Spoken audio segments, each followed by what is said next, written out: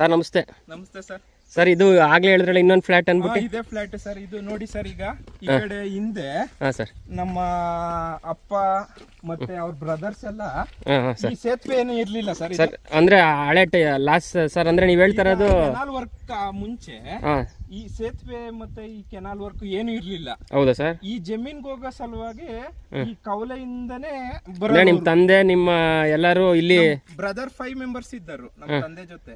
ಅವರೆಲ್ಲ ಏನ್ ಮಾಡೋರು, ಈ ಕವಲೆಯಿಂದನೇ ಬರೋರು. ಕವಲೆ ಒಳಗಿಂದನೇ ಡೈಲಿ ಬರೋರು. ಸರ್ ಬಂದು ಈ ಕಡೆ ಬಂದು ನೋಡಿ, ಈ ಕಡೆ ಕಾಣ್ತಿದೆಯಲ್ಲ, ಇದು 12 ಎಕರೆ ಬೌಂಡ್ರಿ ಇದೆ ಸರ್. ಇದು 12 ಎಕರೆನಾ ಸರ್? ಇದು ಟೋಟಲ್ ಬೌಂಡ್ರಿ. ಇದು ನಮ್ಮ ತಾತ ಮಾಡಿದ್ದು.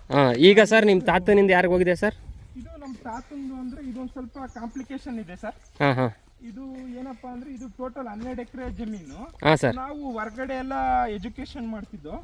ತಂದೆ ರೈತರಾದ್ರೂ ತುಂಬಾ ಒಳ್ಳೆ ಸ್ಕೂಲಲ್ಲಿ ಓದಿಸಿದ್ದಾರೆ ನಮ್ಮನ್ನ. ಇದು ಟೋಟಲ್ 12 ಎಕರೆ ಬೌಂಡ್ರಿ ಇದೆಯಲ್ಲ ಸರ್, ಇದು ಫಸ್ಟ್ನೇ ಅವ್ರು ಏನ್ ಮಾಡಿದ್ದಾರೆ, ಅವರೇ ಇಟ್ಕೊಬಿಟ್ಟಿದ್ದಾರೆ. ಅಂದ್ರೆ ನಿಮ್ಗೆ ಯಾರಿಗೂ ಕೊಟ್ಟಿಲ್ಲ ಪಾಲು? ಅದೇ ಅವರು ಎಕ್ಸಿಕ್ಯೂಟಿವ್ ಇಂಜಿನಿಯರ್.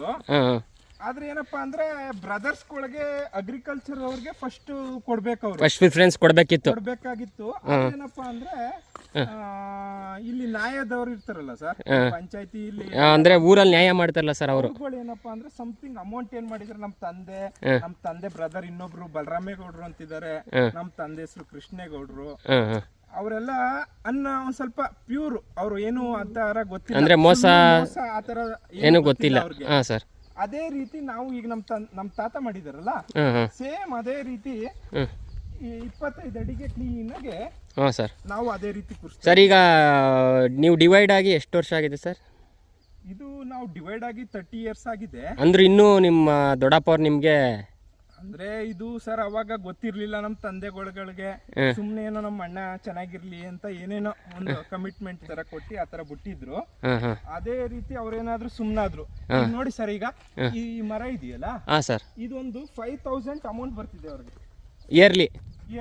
Okay sir. ಈಗ ಹಂಗೆ ಓವರ್ ಆಲ್ ಪರ್ ಇಯರ್ ಏನು ಇನ್ಕಮ್ ತಗೋತಾ ಇದೆ ಸರ್? ಇಲ್ಲಿ ನಿಯರ್ಲಿ ಒಂದು 15 lakhs ತಗೋತಾ ಇದ್ದೀರಾ ಸರ್? ಒಂದು 20 lakhs ಆಗುತ್ತೆ ಸರ್ ಅವ್ರಿಗೆ. Yearly 20 lakhs. 20 lakhs ಆಗುತ್ತೆ ಅಂದ್ರೆ 30 ಇಯರ್ಸ್ಗೆ ನೀವು ಕ್ಯಾಲ್ಕುಲೇಷನ್ ಮಾಡಿ. ಅವ್ರು ಒಂದು ಎಕ್ಸಿಕ್ಯೂಟಿವ್ ಇಂಜಿನಿಯರ್ ಆಗಿ ಎಲ್ಲ ಇದಾಗಿ ಸರ್, ಆ ಬ್ರದರ್ ಅಗ್ರಿಕಲ್ಚರ್ ಅವ್ರಿಗೆ ಫಸ್ಟ್ ಕೊಡ್ಬೇಕಾಗಿತ್ತು. ಅಲ್ಲ ಸರ್, ಅದು ಏನಂದ್ರೆ ನಿಮ್ ವಿಡಿಯೋ ಮುಖಾಂತರ ವೀಕ್ಷಕರಿಗೆ ಗೊತ್ತಾಗ್ಲಿ ಅಟ್ಲೀಸ್ಟ್. ಅಂದ್ರೆ ಈ ಅಣ್ದಿರು ತಮ್ದಿರ್ಗ್ ಮೋಸ ಮಾಡೋದು, ತಮ್ದಿರು ಅಣ್ದಿರ್ಗ್ ಮೋಸ ಮಾಡೋದು, ಅಟ್ಲೀಸ್ಟ್ ಈ ಬ್ರದರ್ಗಳಿಗೆ ಮೋಸ ಮಾಡಿದ್ರೆ ಅದು ಯಾವತ್ತಿದ್ರು. ನಮ್ಮೂರಲ್ಲಿ ಒಬ್ರು ಇದ್ರು ಸರ್, ಅವ್ರ ಹೆಸರು ಹೇಳ್ಬಾರ್ದು ನಿಮ್ಗೆ. ಅವ್ರು ಒಂದು 50 ಎಕರೆ 60 ಎಕರೆ ಜಮೀನ್ದಾರು ಸರ್. ಅವರು ನಮ್ ತಾತಂಗೆ ಜಮೀನ್ ಬಂದಿದ್ದು ಇದು ಟೋಟಲ್ ಬರೀ ಬೇರೆ ಆದಾಗ ಅವ್ರಿಗೆ 3 acres ಮಾತ್ರ ನಮ್ ತಾತಂಗ್ ಬಂದಿದ್ದು ಜಮೀನು. ನಿಮ್ ತಾತನೇ ಎಲ್ಲ ಸಂಪಾದನೆ ಮಾಡಿರೋದು? ನಮ್ ತಾತ ಹಾರ್ಡ್ ವರ್ಕರ್ ಸರ್. ಸರ್ ಅವ್ರ ಹೆಸರು ಸರ್ ವೆಂಕಟರಮಣೇಗೌಡ ಅಂತ ಹೇಳಿ. ಅವ್ರ ಅಡ್ಡ ಹೆಸರು ಏನಾರು ಇದೆ ಸರ್? ಅವ್ರ ಹೆಸರು ಕೌರವ ಅಂತ ಕರೆಯೋರು ಸರ್. ಊರಲ್ಲಿ ನಮ್ ತಾತ ಬರ್ತಾರೆ ಅಂದ್ರೆ ಅವರೇ ಒಂಥರ ಎದ್ರೋರು ಸರ್. ಅಂದ್ರೆ ಅವರು ಹೆವಿ ವರ್ಕರ್, ಅವರು ಹಾರ್ಡ್ ವರ್ಕರ್. ಈಗ ಅವ್ರಿಗೆ 5 ಜನ ಗಂಡ್ ಮಕ್ಳಿದ್ರಲ್ಲ, ಅದ್ರಲ್ಲಿ 2 ಮೆಂಬರ್ಸ್ ಬಲರಾಮೇಗೌಡ ಮತ್ತೆ ಕೃಷ್ಣೇಗೌಡ ಅಂತ 2 ಮೆಂಬರ್ಸ್ ನ ಜೊತೆಲಿ ಇಟ್ಕೊಂಡಿದ್ರು. ಅಂದ್ರೆ ಜಮೀನು ನೋಡ್ಕೊಳಕ್ಕೆ ಒಬ್ಬನ ಕೆಲ ಆಗಲ್ಲ. ಅದನ್ನ ಅವರು ಎಲ್ಲ ಇವೆಲ್ಲ ನೋಡಿ ಸರ್, ಇದೆಲ್ಲ ನಿಮ್ಮ ತಂದೆಯವರೇ ನೆಟ್ಟಿರೋದು?